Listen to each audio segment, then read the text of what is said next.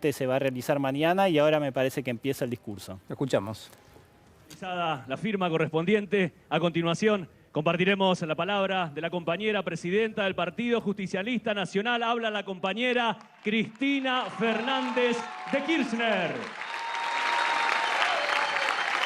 Muchas gracias. Recién José me decía que me proponía recordar con un minuto de silencio a Héctor Recal, ese gran compañero. Yo propongo un fuerte aplauso para ese compañero.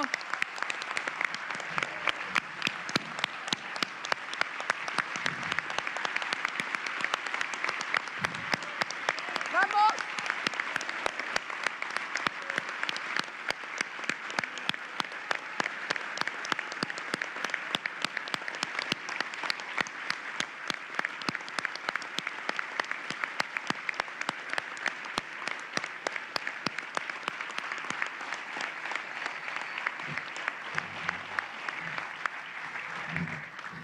Bueno, muchas gracias, muy buenas tardes a todos y a todas.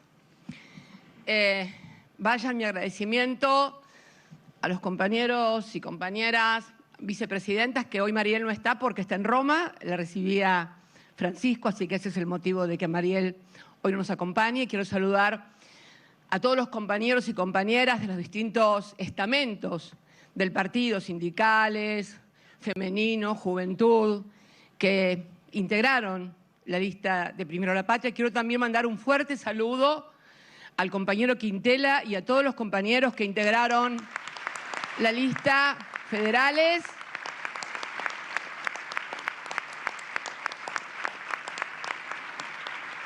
Vaya también mi saludo a los distintos presidentes de los partidos que integran Unión por la Patria y que los diviso de acá, no voy a nombrar uno por uno, pero también muchas gracias por acompañarnos. Muchas gracias a todos y a todas los que hoy se acercaron aquí. La verdad que hacerlo hoy el 11 no estaba previsto, habíamos previsto otra fecha con Juan Manuel, con Patricia, que era para el martes pasado, el martes 3, si mal no recuerdo, ¿no?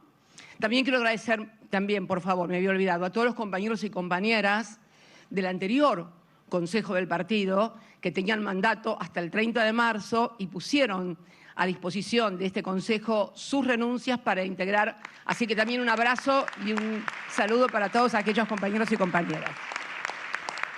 Y vamos a hacerlo el 3, y bueno, y ahí José me dijo, no, pues los compañeros no están, así que quedó de chiripa, como decimos, por alguna razón divina, ¿no es cierto? Dios quiso, Señor. Sí, vos sabés que él y yo somos la parte evangélica de esta, conducción. Así que, sí. Algo porque, bueno, asumir la presidencia del Partido Justicialista un 11 de diciembre del 2024, después de un año del gobierno de Javier Milei y al día siguiente de su mensaje, implica un primer ejercicio. Yo lo voy a formular en 3 preguntas que me parece que nos tenemos que hacer como peronistas y como argentinos fundamentalmente también, ¿no? Y la primera pregunta es, ¿qué está pasando? ¿Qué está pasando? Un gobierno que ganó las elecciones en balotaje, una vez que el voto antiperonista se desplazó en el balotaje de aquellos tercios y pasó a engrosar un candidato que propuso dolarización. Fue una propuesta muy importante que hizo carne en muchos estamentos de la sociedad, que propuso motosierra contra la casta. Yo difiero de aquellos compañeros que dicen que hay una estafa electoral porque en definitiva la motosierra no fue contra la casta, sino... No, miren. Yo creo que cuando uno tiene, por ejemplo, un vecino que aparece en el jardín de su casa con una motosierra, cara de loco y prometiendo que va a matar a los vecinos menos a usted, y yo, aunque me prometa que no me va a hacer nada, la verdad que me encierro en mi casa porque me da miedo que alguien ande con una motosierra por la calle. Así que yo creo que hay una primera cuestión que abordar, que hay una aceptación de la sociedad a una suerte de ejercicio de ajuste violento, si se quiere, sobre aquellos sectores. Claro, en tanto y en cuanto no me toquen a mí. Esto es un ejercicio que tenemos que hacer y no significa una crítica social, sino una descripción de lo que estamos viviendo, porque si no, nos engañamos y no vivimos en un mundo de rosas y ya somos todos mayores de 18 años y Disney queda lejos. Estamos acá en la Argentina. Así que ese gobierno que propuso dolarización, hoy no es el gobierno de la dolarización, al contrario, yo creo. ¿Ustedes se acuerdan cuando iba a los programas de televisión y mostraba su celular que tenía decenas de fondos de inversión que ya habían ofrecido todos los recursos en dólares para hacer frente a los pasivos del Banco Central y entonces de esa manera se iba a poder dolarizar y la gente, hubo gente que pensó que ganaba 200.000 pesos y podía ganar lo mismo en dólares, aunque parezca mentira, pero esto sucedió. Finalmente, hoy lo presentan como un experimento, como algo nuevo. No, miren, lo que hoy está viviendo la Argentina es más viejo que el sol. Es un modelo de valorización financiera. Es la tercera experiencia de valorización financiera que tenemos, la cuarta diría, ¿no? Sí, la cuarta en realidad. Acá Heller me corrige y tiene razón. La cuarta. Valorización financiera. ¿Qué es la valorización? ¿Por qué a la gente le dicen valorización financiera y qué es? Es muy simple. Miren, en los años 50, Harry Markowitz, un economista norteamericano, generó lo que se llama portafolio de inversión con riesgo y que es en definitiva que la guita no se invierta ni para producir bienes ni servicios, sino que se invierta en timba financiera y obtener la mayor rentabilidad posible con el menor riesgo. Esto fue en los años 50, 52, o sea, verán que es una doctrina bastante antigua. Y este señor, Harry Markowitz, ¿saben cuándo recibió el premio Nobel? Que Milei quiere que le den a él y que dudo que se lo den, pero este sí recibió el premio Nobel. En 1990, no es casual la fecha, exactamente un año después de la caída del muro de Berlín, comienza el reinado del neoliberalismo y el fin de la historia según Francis Fukuyama. Eso es el modelo de valorización financiera, cuya primera experiencia la tuvimos con Martínez de Hoz y la tablita, que es lo que hoy está sucediendo en la Argentina. No hay modelo productivo en la Argentina y además ayer, en ese discurso por momentos desconectado de la realidad, repetitivo, e inclusive con desconocimiento de cosas como que decía que iba a mandar proyectos que ya estaban en la legislatura y se están tratando, quedó consagrado que este gobierno no tiene modelo productivo, tiene un modelo de valorización financiera. Carry trade, que es simple y sencillo, en lugar de poner la plata en invertir en producción, la pongo, entro los dólares, los convierto en pesos, voy al banco, me dan una tasa, es más alta que la devaluación, porque además tengo la tablita que el gobierno dice cómo se devalúa todos los meses, con lo cual tengo una rentabilidad asegurada por el propio. Esto es lo que está pasando, una rentabilidad en dólares del 50% en este gobierno. ¿Quién va a invertir en una fábrica, en un comercio, en cualquier cosa que dé trabajo, si tengo un sistema que me permite ganar en dólares el 5%? Este es el gobierno hoy de Javier Milei. Que la cuenten como quieran. Pero es esto. Y extractivista, consagrado por el RIE, del cual vamos a hablar no quiero ser tan extensa, quiero dar el cuadro de situación de lo que estamos viviendo. Ayer lo escuchaba al presidente hablar, por ejemplo, de los salarios en dólares, ¿no? De lo que gana hoy un trabajador, un jubilado. Se olvida de cuánto está la canasta básica en dólares, porque cuando uno gana y da un equivalente en dólares, tiene que saber cuál es la paridad de poder adquisitivo de esos dólares. A ver, para ser más claritos, 100 dólares en la Argentina, ¿compro las mismas cosas que compro con 100 dólares en Chile, en Paraguay o en Estados Unidos? Está visto que no, porque todos los argentinos que tienen dólares van a comprar cosas a Paraguay, Chile y Estados Unidos, o si no lo mandan, pedir por Amazon para que se lo manden. Clarito, clarito. ¿Que esto trae consecuencias? Sí, claro. Macroeconómicas y socioeconómicas y políticas también. Y políticas. Estos modelos nunca son neutros para la política. ¿Cuáles son las macro? Bueno, a partir de julio hay un déficit en la cuenta corriente de los argentinos, en la cuenta corriente del Estado argentino, porque el superávit comercial que tenemos no alcanza para cubrir el déficit en los servicios, turismo, y menos aún para el pago de los intereses de la deuda, que están a un promedio de 1.000 millones más o menos por mes. Y un endeudamiento fenomenal. Hoy me hizo acordar antes de venir acá que no me olvidara del endeudamiento. En este año tenemos un endeudamiento de casi 100.000 millones de dólares más. Pero hay una diferencia, José, en esto. El endeudamiento es muy grande en pesos, pero, porque hay que decir todo para no confundirnos. En dólares ha habido una reducción, pero no es una reducción de 10.000 millones de dólares en moneda dura.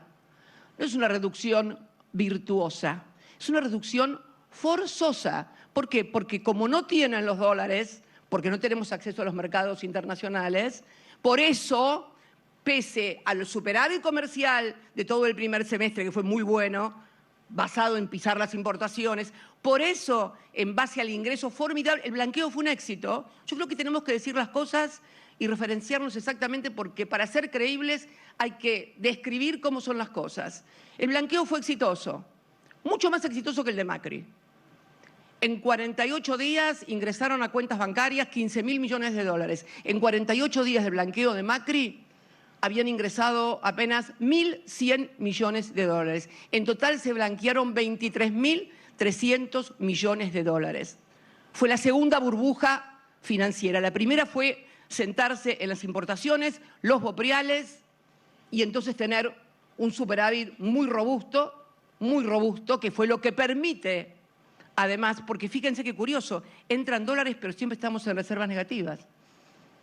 Este es un problema de la macroeconomía que produce esto, además de la modificación de los precios relativos, ¿no? Que produce, en todos los ciclos de valorización financiera hay una modificación de los precios relativos. Hoy dieron el índice de inflación, 2.4, si mal no recuerdo.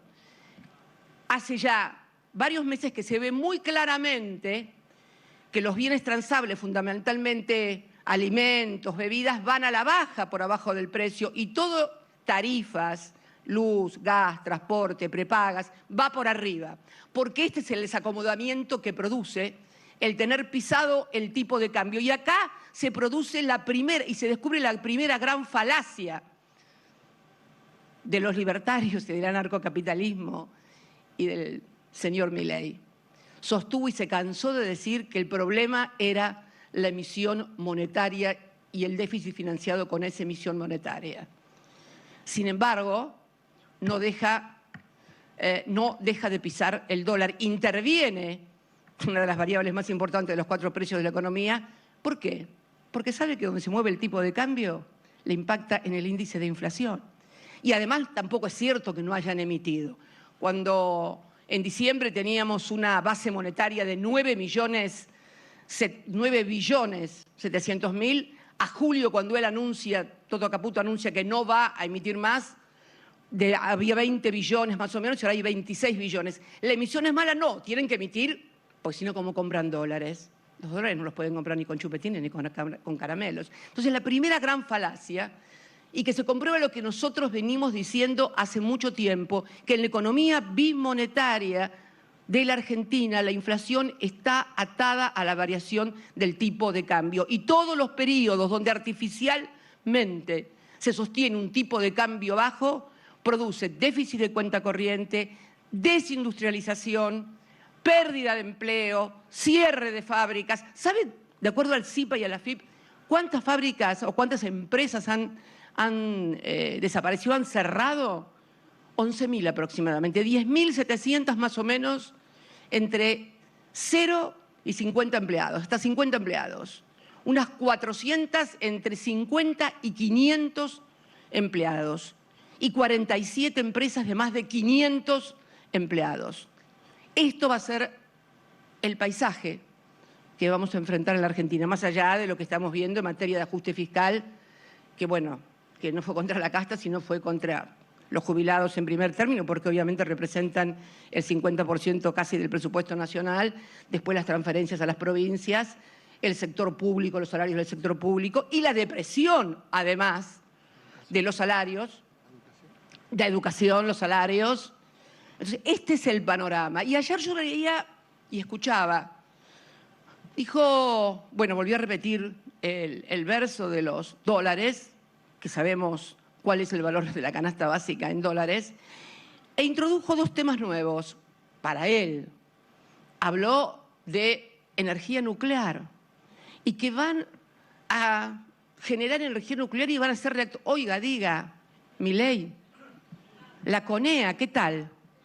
Hace décadas que la Argentina es señera en materia de energía nuclear. ¿Qué le pasa? ¿Qué le pasa? ¿Y a que no sabe quién empezó con este yeite de la energía nuclear? Un señor que era militar, Perón.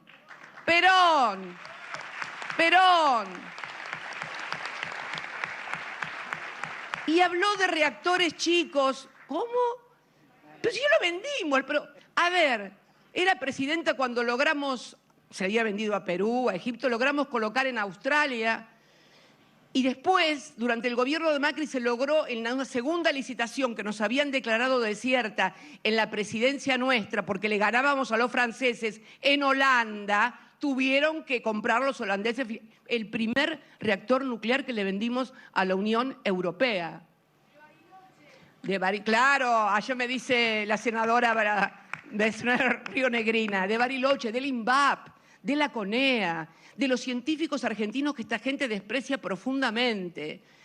Y dice que van a poner a un financista, que aparentemente es físico también en el Balseiro, pero que ha dedicado su vida a las finanzas. Pero, ¿de qué nos quiere? Y además también mencionó el tema de un tratado de libre comercio con Estados Unidos. Nadie le avisa a este señor que no somos complementarios con Estados Unidos, somos competitivos.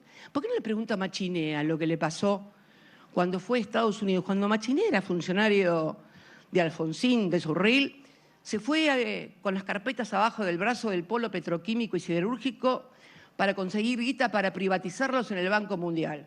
Iba fascinado, si voy con la justa, voy con la privatización, me van a dar los 2.000 millones de dólares. Fue.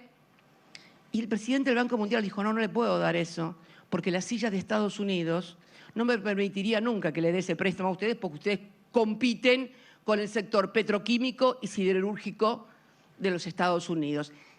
Hay un desconocimiento y al mismo tiempo un infantilismo y cholulismo en este manejo impresionante. Está fascinado con Elon Musk porque tiene X, pero Elon Musk es un industrial norteamericano con tecnología de punta y tiene proyecto industrial, exactamente todo lo que él reniega. Por eso digo, estas consecuencias de la redistribución del ingreso, estas consecuencias económicas también traen una consecuencia política. Mañana, ¿cuál es la consecuencia política? Y quiero hablar de lo que va a pasar mañana en el Senado. Este gobierno logró la aprobación de la ley bases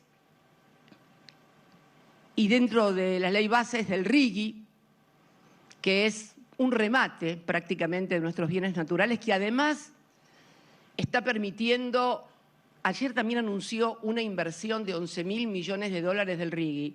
Permítame decirle que lo que hay hasta ahora en inversión extranjera directa es algo así como 730 a octubre, 800 millones de dólares.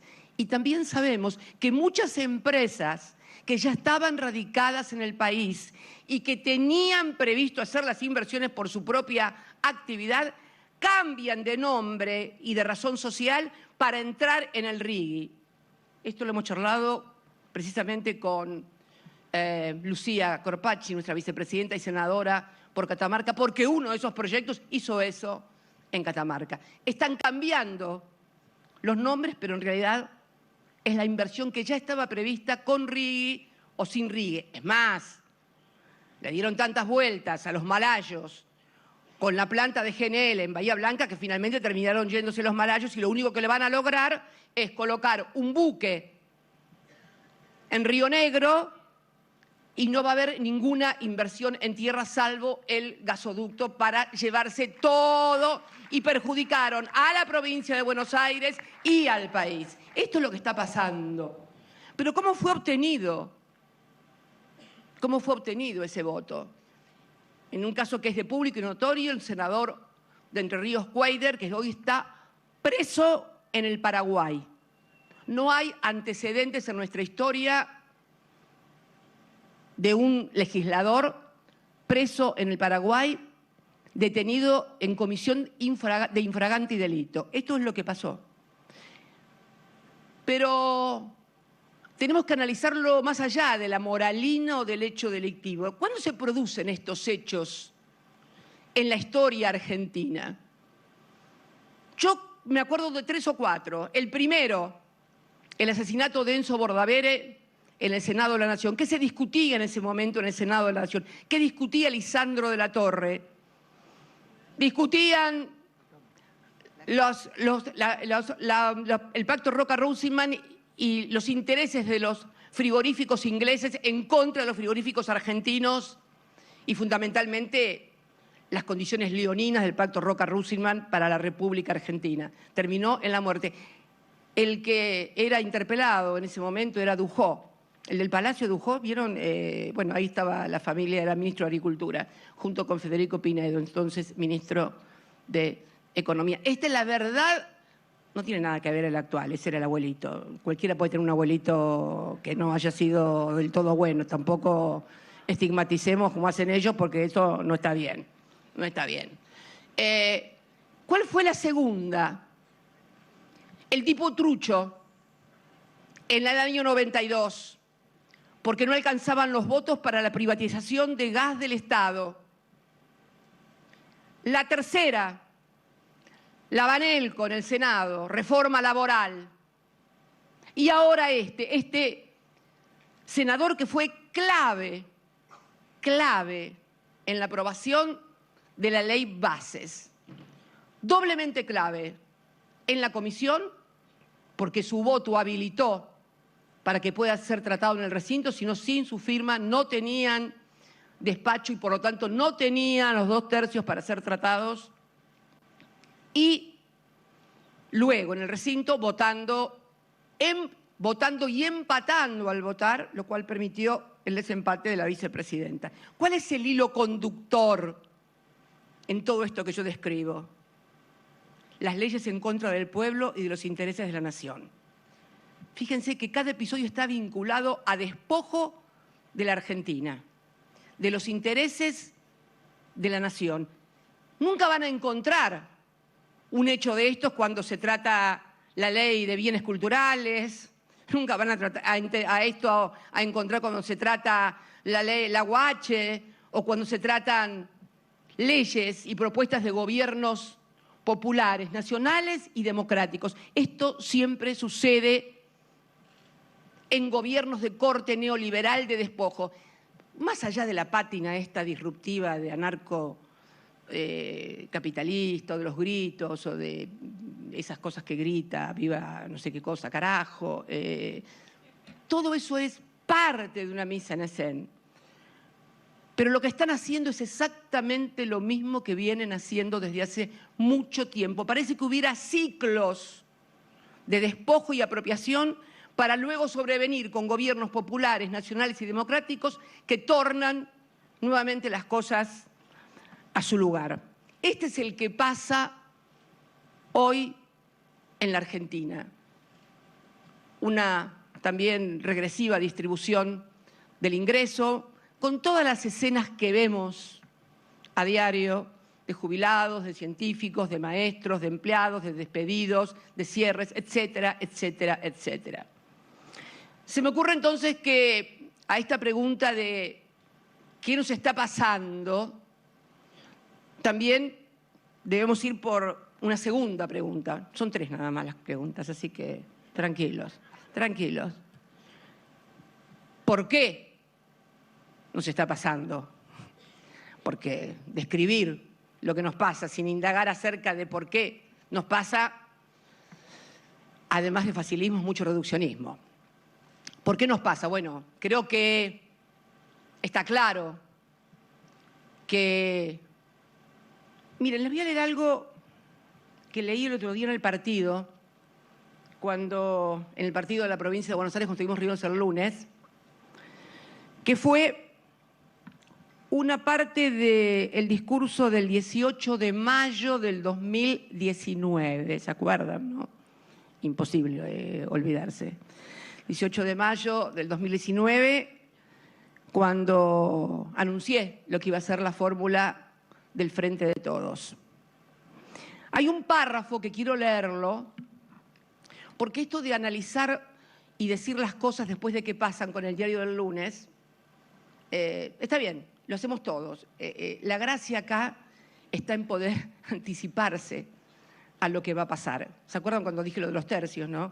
Miren que no soy ni encuestadora ni analista, se la pasan todos consultando analistas, encuestadores y demás. Bueno, no importa. ¿Qué dije, entre otras cosas, ese día? El apabullante e innecesario endeudamiento del país empieza a mostrar en este presente los primeros síntomas de una realidad que será muy difícil de revertir. Teníamos ya adentro el préstamo del Fondo Monetario.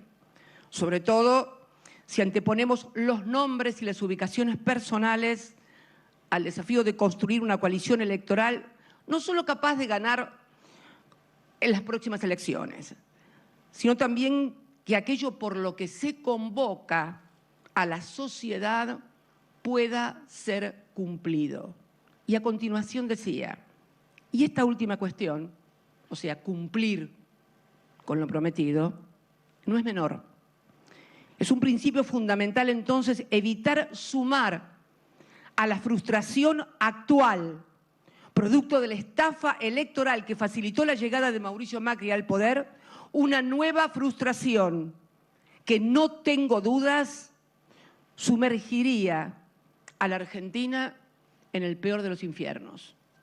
Esto lo dije un 18 de mayo del 2019, 4 años y medio antes de que las cosas sucedieran. La pregunta sería, bueno, ¿es solamente un tema, un fracaso de la política? Recuerdo, claro, sí, en primer término es un fracaso de la política, sin duda.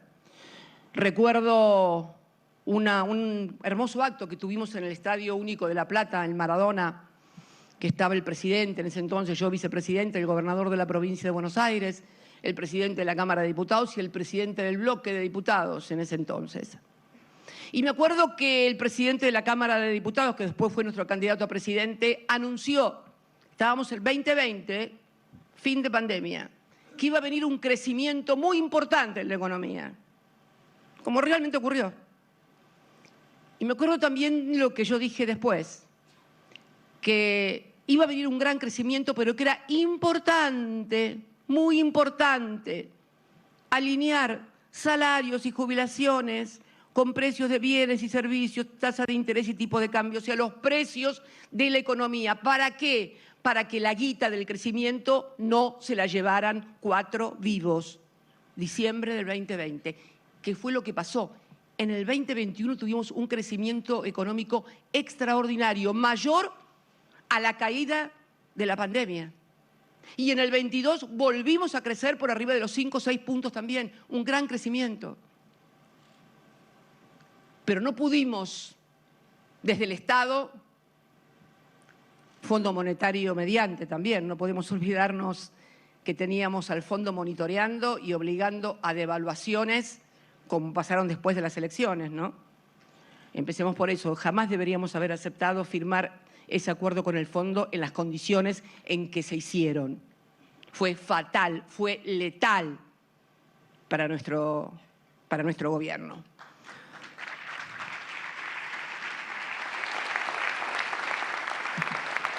Pero también debo decir, y finalmente porque no sería justo que no lo hiciera, lo hice el otro día también en Moreno, en el partido de la provincia, que pese a todo realmente tuvimos un desempeño que algún periodista de La Nación, Estrella, calificó este último, o sea, digo eso para que no crean que estoy haciendo autoelogio, calificó como autohazaña el desempeño que tuvimos electoralmente, que estuvimos a 2,5 puntos de ganar las elecciones y nos permitió formar cuerpos legislativos robustos, tanto en el Senado como en diputados. después de la renuncia intempestiva del exministro de Economía, a los 3 o 4 meses de haber firmado con el fondo, todo lo que pasó. No voy a insistir en eso porque no vale la pena, pero es bueno tener una buena caracterización. Y digo, fue solamente entonces un fracaso de la política, sí, sin lugar en duda, pero ¿cuál era el escenario en el cual se desenvuelve esa política? ¿Por qué razón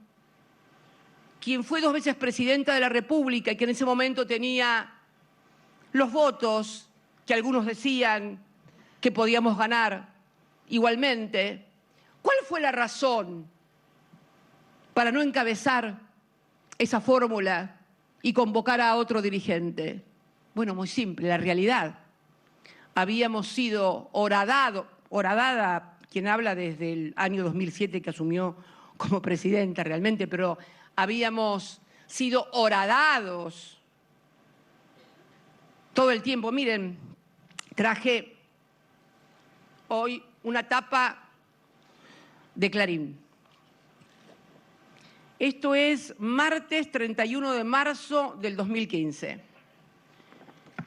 En Estados Unidos y las Islas Caimán, Máximo sería cotitular de 2 cuentas secretas. O sea, tapa de Clarín, titular, el hijo de la presidenta, porque en realidad Máximo no era diputado todavía, el hijo de la presidenta de la República era denunciado por Clarín que tenía cuentas secretas offshore en Estados Unidos y las Islas Caimán. ¿Saben cuándo terminó esta causa? Cuando vino de Estados Unidos la información de que esto era falso. Después de las elecciones del 2017. Pasaron las presidenciales del 15 y las de medio término del 17. Pero miren, hay que seguir leyendo el diario, porque esta página de... ¿Vieron cuando en Egipto que dicen que los jeroglíficos uno puede entender cómo vivían los egipcios y demás? Yo digo que el día que todo el mundo pueda hacer una cosa así, dentro de 500, 600 años con las tapas de Clarín, puede llegar a interpretar claramente cómo se desenvolvió la sociedad argentina. Miren, esta tapita no tiene desperdicio. Otro fiscal pide indagar a Vudú y al gobernador Infran. Salieron de esta causa sobreseídos, si mal no recuerdo, José, ¿no? Y libertarios abstenerse, porque el que lo sobrellevó fue el hijo. Así que, por favor, calladitos la boca todos. Sí, bien. Sí, calladitos la boquita todos, calladitos la boquita. El que lo sobreselló fue el hijo, ¿sí? Calladitos la boquita. Bien. Pero hay otras cosas maravillosas en esta etapa. Arranca el paro de ganancias. La CGT paraba en esa época.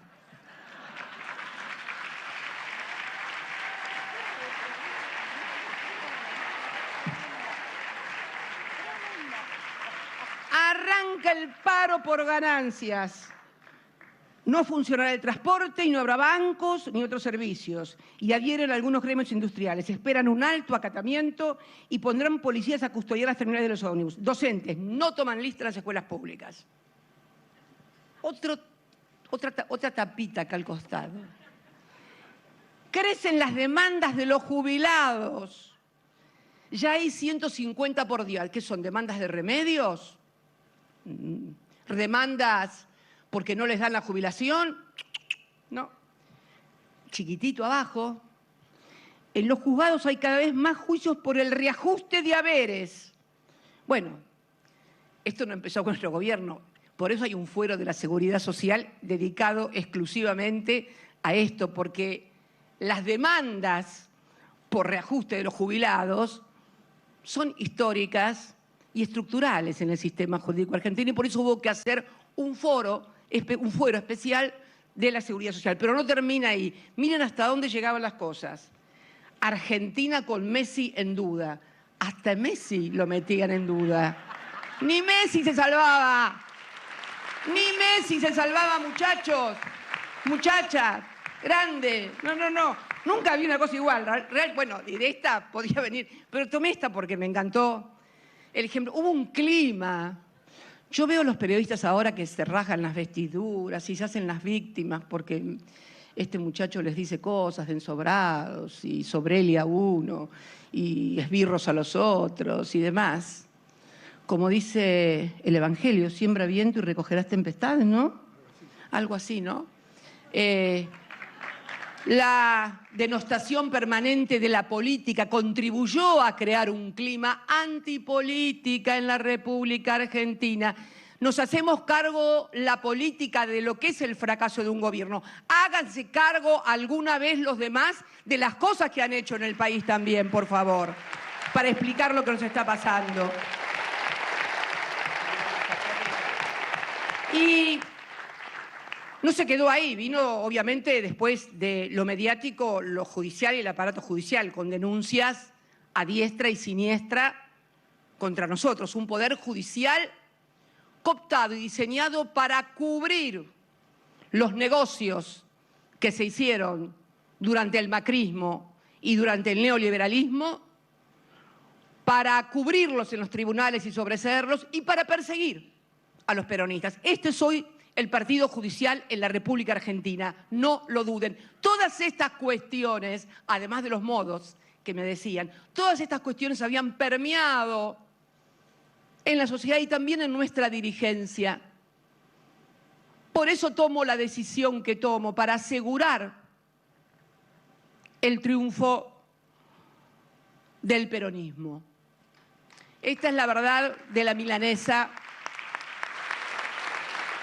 de lo que pasó. Pero ¿es solamente un problema esto de la política, del sistema mediático comunicacional, del partido judicial?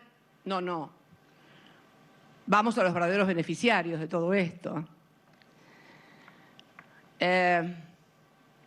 Siempre en el peronismo hablamos de burguesía nacional, ¿no? Es casi ya un mito el tema de la burguesía nacional en el peronismo.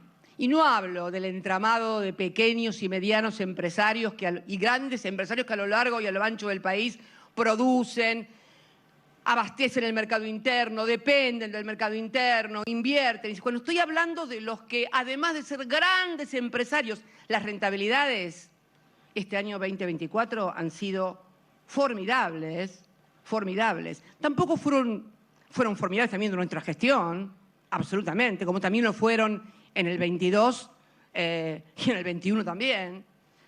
Pero esos empresarios que se nuclean en las grandes centrales de las cuales dictan cátedra y normalmente se oponen a los modelos de acumulación y de producción que plantea el peronismo, pero no han sido capaces de plantear un modelo productivo alternativo que permita acumular a la nación. No han tenido la responsabilidad. Al contrario, después de cada ciclo de gobiernos populares y democráticos, se embanderan de nuevo con políticas del neoliberalismo en ciclos que yo denomino de depredación y apropiación. Estamos en un ciclo nuevamente de depredación y apropiación. Estas son las cuestiones que tenemos que discutir los argentinos, los peronistas, y plantear también el peronismo. No vale la pena llegar al gobierno e intentar quedar bien con todo, porque cuando intentás quedar bien con todo, finalmente termina siendo un fracaso y horrible en el gobierno. Pero bueno.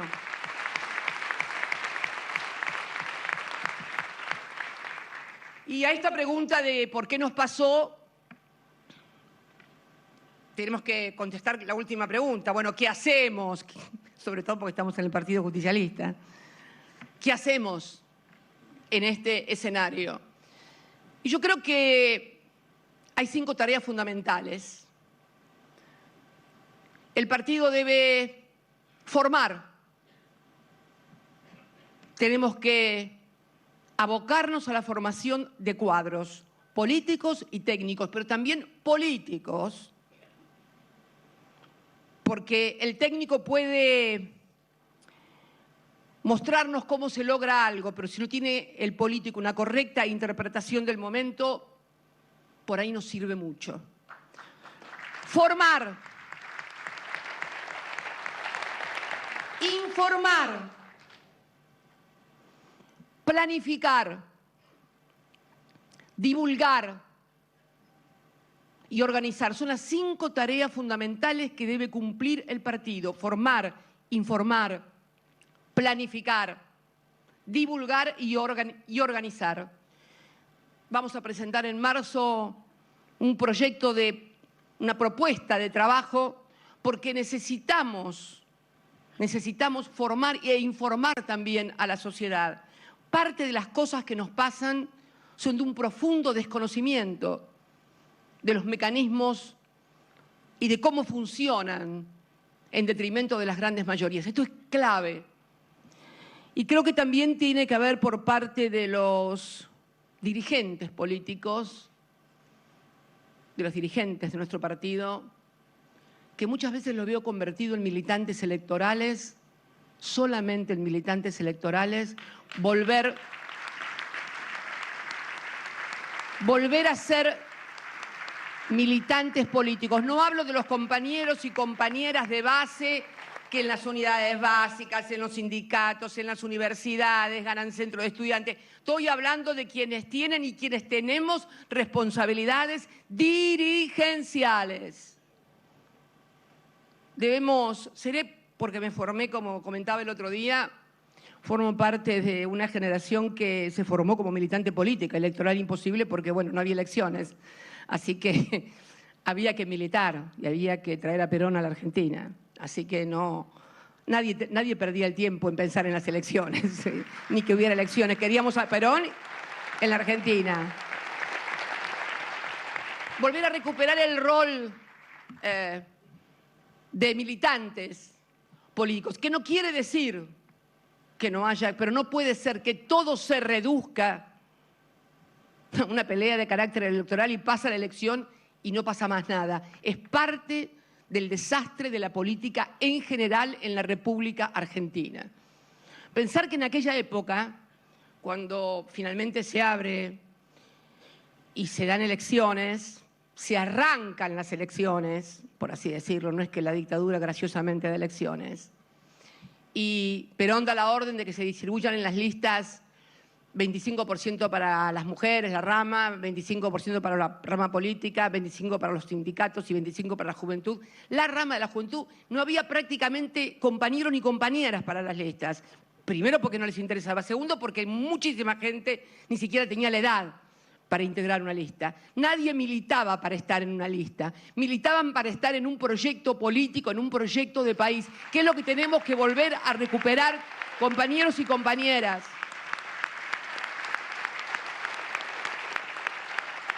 Y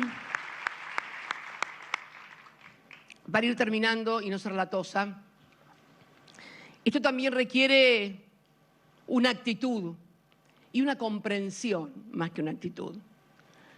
La de no creernos que la historia empieza cuando cada uno de nosotros llega o se termina cuando se va. No, esto no es así, no. La historia no empieza cuando uno llega, y el peronismo menos, y cuando uno se va. Lo digo por algunos compañeros o compañeras de peronismo tardío que... ¿Saben por qué digo esto de peronismo tardío? Porque yo sufrió nuestra generación el peronismo tardío. Voy a explicar lo que era el peronismo tardío en aquellos años. Yo siempre fui peronista desde muy chiquita por una cuestión familiar. Mi hijo era gorila, pero mi mamá y mi abuelito, el que yo adoraba porque lo sentía como mi padre, peronista de libreta escondida entre la ropa con la libreta peronista, y se murió diciendo Perón va a volver. Yo decía, no, abuelo, estás loco, ya era chiquita. Se murió y a los 2 años Perón, año y medio, 2, volvió Perón. Increíble, ¿no? Pero, ¿por qué digo esto? Porque después estaba en la facultad, muchos amigos míos que venían, que eran de familias antiperonistas y que no eran peronistas. No te rías, Emilio. No te rías, Emilio, te noto que te sonreís desde acá. Muchos amigos... Y se incorporaron a esa oleada, a esa marea que fue el peronismo allá por los años 70, que conquistaba a los hijos de los gorilas en las universidades, en todos lados. Pero, ¿cuál fue el problema?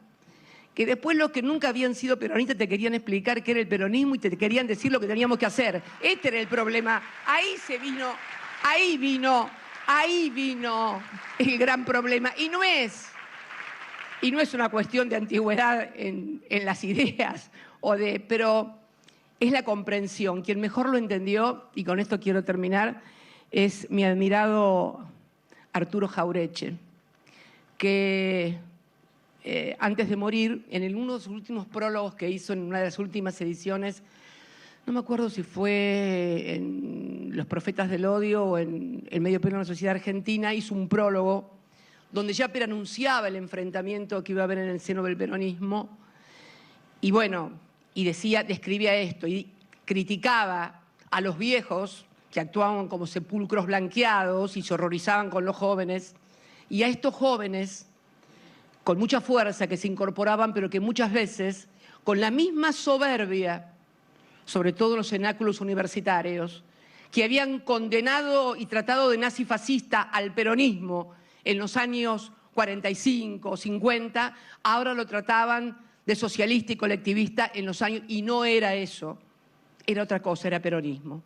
Por eso digo que es importante la actitud y es importante que nos comprometamos todos y todas a generar un espacio de discusión y de trabajo, fundamentalmente, para poder debatir esta Argentina que va a ser compleja, muy compleja, y que va a ser difícil también, pero que por eso, por compleja y por difícil, es lo que nos tiene que comprometer más para poder cambiar las cosas y poder generar un proyecto nacional, un modelo de producción, un modelo que incorpore a las grandes mayorías cuando esto finalmente termina, porque esto finalmente, ya lo hemos visto en los 70 con la dictadura, lo vivimos con la convertibilidad, lo vivimos con el macrismo, finalmente termina. Y cada vez dura menos, porque cada vez el endeudamiento es más grande y las necesidades son también más grandes. Y en un mundo muy complejo al que se vivió y que no tiene absolutamente nada que ver ni con los 70 y mucho menos con la etapa de la convertibilidad en pleno auge y apogeo de la globalización y del neoliberalismo. El tiempo que viene es un tiempo de cierre de las naciones, de defensa de su patrimonio industrial, y a ese mundo vamos a tener que enfrentarnos. Y este hombre que no entiende el mundo en que vive, que está como si estuviera en Disney, en un cumpleaños, viéndola a Rocky. Me hace acordar a Máximo cuando era chiquito y veía a Rocky, pero Máximo era chiquito y veía a Rocky. Máximo era chiquito y veía a Rocky. Yo lo veía presidente de la Nación mirándolo como Máximo miraba a Rocky cuando tenía 5 años. Decía, no puede ser. No nos merecemos esto los argentinos. Tenemos que trabajar para merecernos algo mejor. Muchas gracias a todos y a todas.